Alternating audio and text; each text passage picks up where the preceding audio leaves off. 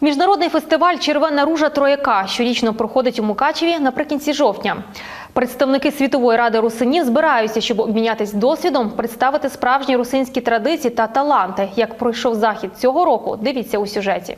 Днями у Мукачеві відбувся міжнародний фестиваль «Червона ружа Трояка». Тут зібрались представники русинської культури із Словаччини, Польщі, Румунії, Сербії, Хорватії та України. Розпочали захід із урочистої ходи до пам'ятника будителю русинів Олександру Духновичу. Вони представляють свою культуру русинську, як вони бачать її, як вони її розвивають у себе в країнах і діляться тою ж у нас вдома. Одразу після ходи відбувся концерт русинських колективів. Гості фестивалю кажуть, вони справжні русини і не зраджують своїм традиціям, тому спілкувались тут на русинській бесіді.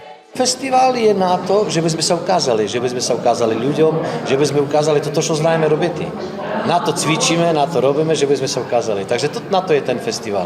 А щоб ми си припоминули то, витки походимо, лебо робимо наш фольклор, а вказуємо його людям, як то було доколи, а хочемо то тепер робити так істо. Цього року у рамках фестивалю вручали премію імені Метрака за визначні заслуги в області русинської культури. Здобула нагороду і Віра Баганич. Дивували присутніх на фестивалі русинськими піснями. Учасники також демонстрували національний одяг та представляли власні традиції.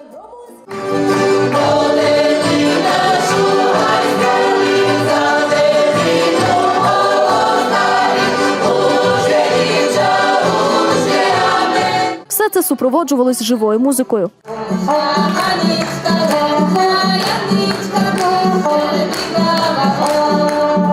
Представники русинської діаспори наголосили, що люблять Україну і ще неодноразово завітають на Закарпаття. Ми любимо дуже Україну. А чому? А чому? Бо то наші люди. То наші люди, ми любимо Україну.